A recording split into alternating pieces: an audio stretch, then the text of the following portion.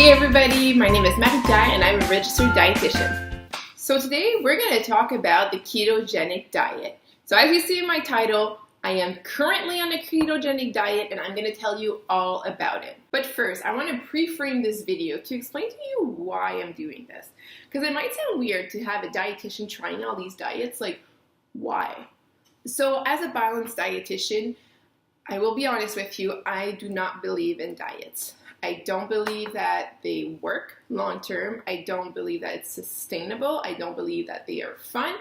And I don't believe that they're useful or needed, to be honest. I really promote healthy eating and healthy behaviors around food. I believe in listening to your body and being mindful of the food you're eating and really eating for fuel, for energy, and for happiness. Food should make you happy.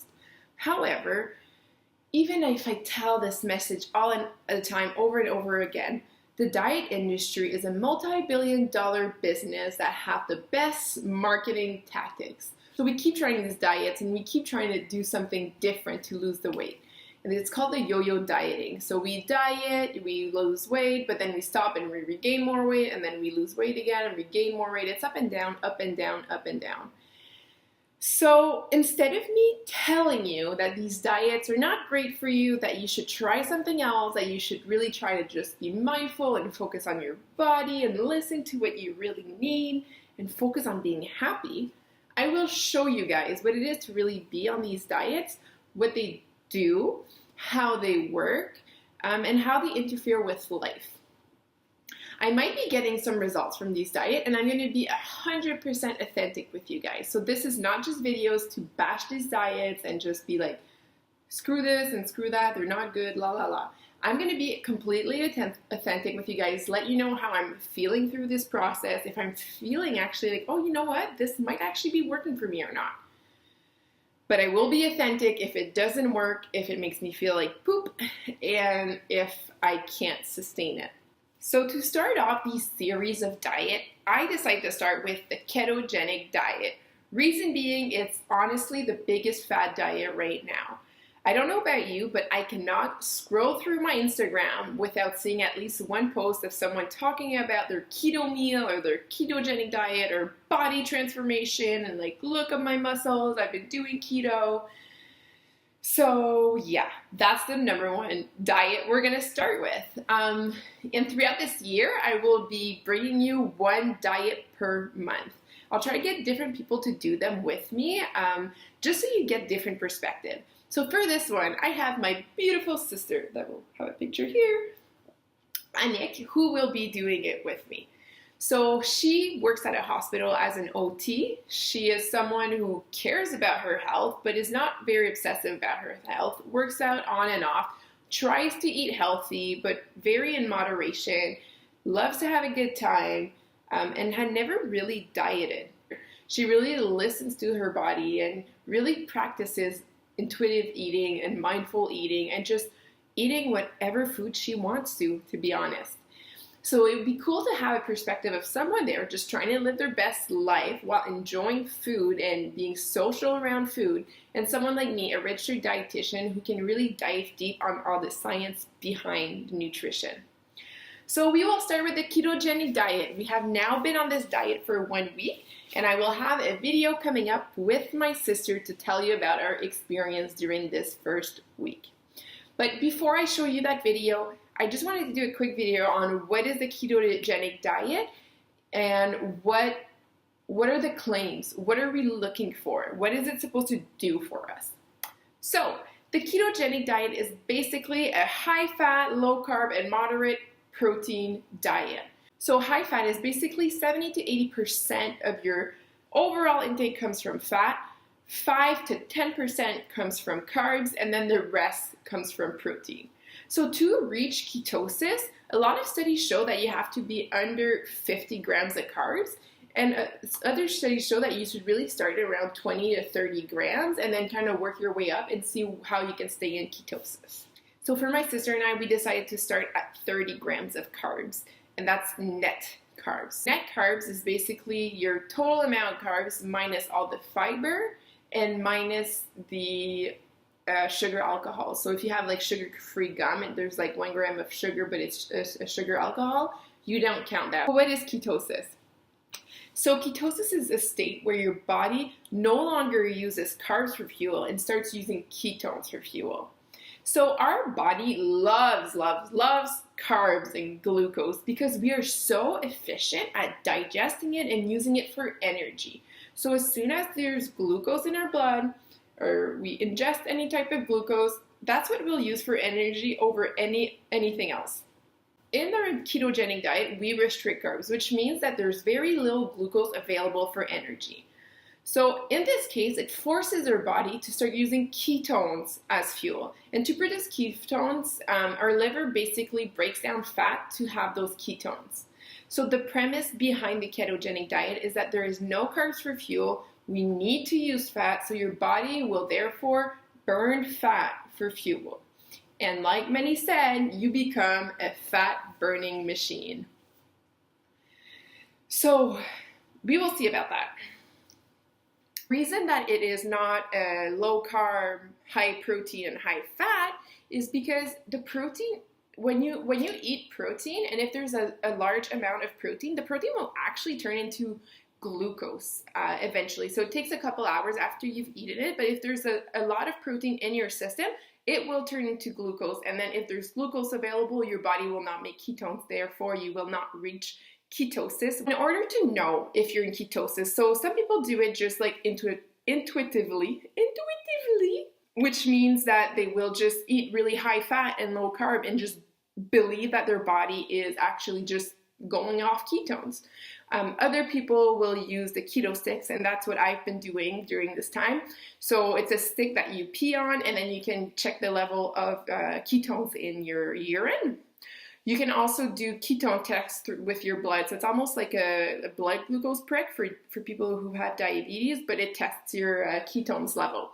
So there's different ways of doing this. From what I've read, it can take up to 4 days to 2 weeks to get into ketosis. It really depends on your body type, on how much muscle you have, and how strict you're being with the ketogenic diet. So most studies that look at the ketogenic diet say that in order to really be in ketosis, you have to have at least 0.5 millimoles of ketones with a stable blood sugar and stable insulin levels. Okay, so now you know what ketogenic diet is, but where did it come from?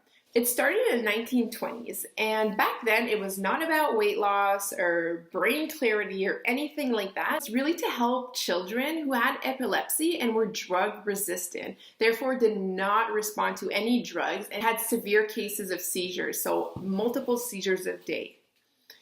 So the premise behind it was that being in ketosis, you don't have glucose as fuel, so you're depriving your brain from fuel, therefore cannot have any seizures. Nowadays, all the studies, they don't quite know how this system works, but we do know that it works. So for the past 4 months, I've been at the CHIO hospital, which is a hospital for children, and there is a dietitian who works there full-time with kids who have epilepsy, and she works with the ketogenic diet. That's her aid, and we can see great results with kids who are drug resistant. So there they have to actually have tried 2 different drugs and don't respond to it. Then they'll try the ketogenic diet, and there is some great results. However, literature say 30% will not see any results being on the ketogenic diet. 30% will see some results, so diminishing in the amount of seizures they're having, but they're not completely gone. And then 30% will see them completely gone. So it's a very neat approach to epilepsy, and definitely something that is promising for kids who are resistant to drugs. Now let's talk about benefit and risk of this diet. Most people who start the ketogenic diet started with the hope of losing weight. So what does the science say about this? Actually, most studies show that people on the ketogenic diet do lose a lot of weight on this diet. When they actually compared a low-fat and high-carb diet with the ketogenic diet, they saw that people on the ketogenic diet lost weight really fast at the beginning. However, they continued following these participants for over a year, and they saw that at the end of that 1 year mark, it was the same amount of weight loss. There was really no difference between the two, which is pretty interesting. So to explain this fast weight loss at the beginning, researchers say that it has to do with the glycogen stores. So, to be in ketosis, you almost have no more glycogen stores. Glycogen stores are basically reserves of glucose in your muscles and in your liver. But in order to store glycogen, you need 3 molecules of water. Therefore, if you do not have glycogen stores because you're not eating carbohydrates and now your body is using ketones as fuel, you're losing a lot of water weight. So that fat weight loss in the beginning is mostly due to water weight. In this study, though, they compared the low-fat, high-carb and ketogenic diet. So they saw that people on the ketogenic diet reported feeling less hungry, feeling satisfied, and had an easier time following this diet. So this is very interesting, and more studies came up showing the effect of satiety of this diet. So why do people feel more satisfied on the ketogenic diet? Well, first off, fat is very high calorie dense. So 1 gram of fat gives you 9 calories compared to glucose, where 1 gram of sugar gives you 4 calories. So for the same weight amount, you get a lot more calories with fat, so you can feel a lot more satisfied.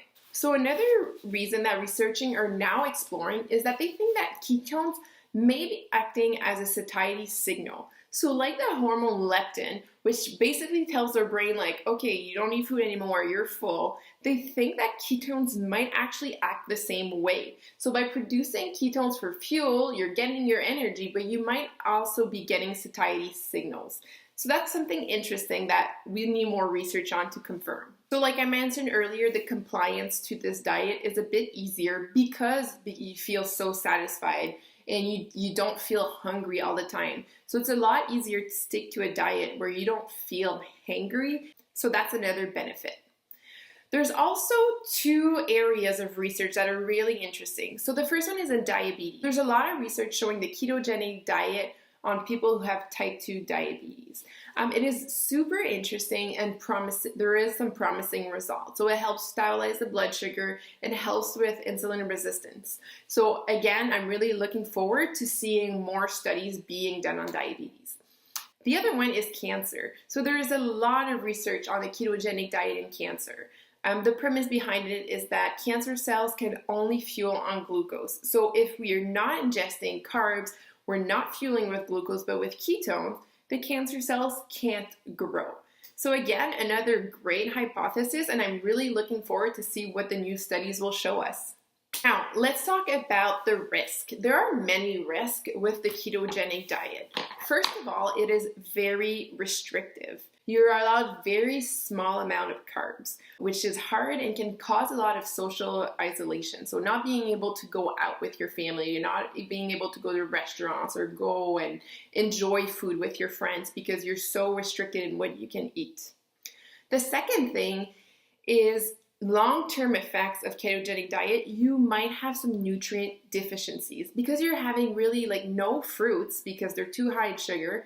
You're having vegetables that are low sugar, but not all kinds. You're not having any grains. You're at risk of having many deficiencies. So that's definitely something that if you want to be long-term on this diet, that you need to talk to a dietitian about or a physician about, just so they can really assess your situation and make sure that you're getting those vitamins and minerals through other ways. Also, there is an adaptation period. So when your body is transitioning from using carbs to using ketones as fuel, you will feel it. They call this the keto flu, but it's basically you're just adapting to it. So a lot of people feel very sore muscle. They might feel sick. They don't feel good. A lot of what I read was the brain fog. So you might just feel like you're not mentally there, really hard to focus.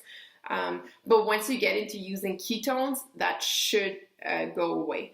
It can last though up to weeks for some people. So that's definitely a risk. So if you're working and things like that, that 2 weeks you might not be very productive. Another one is physical performance. So if you're someone who is active, you should know that the ketogenic diet will interfere with your performance. If you ask any athlete in the world what they eat before they compete, they will tell you carbs because our body is so efficient at using it and it's so good for fuel and also for recovery as well. You recover a lot better when you have carbs post workouts. So on the ketogenic diet, your performance will definitely decrease a little bit. And the last one, and this is the one for me that touches me the most and that I feel is most important, the ketogenic diet can really create disordered eating. So being on the ketogenic diet, you really have to check all the food, make sure you're not having too many carbs, make sure you are having enough fat, not too much protein. It can really get obsessive. You're really trying to control everything that's going into your mouth. And yes, that can be very obsessive, and then it can create really false beliefs about which food are good and which food are bad. Is it really healthy to put butter in your coffee? So it creates all these thoughts and beliefs around food, and it can really create those disordered eating and just being so obsessed about food. And that's definitely something that I will be checking myself on in the next 2 weeks, because I'm predisposed to being over-focused on food. So lastly, the refeeding syndrome. So this is something that we don't talk much about, but if someone has been following the ketogenic diet for an extended period of time, they cannot just start eating carbs again, free for all, ad lib, go for it. Because you have been using ketones for a while, you don't have much glucose in your system.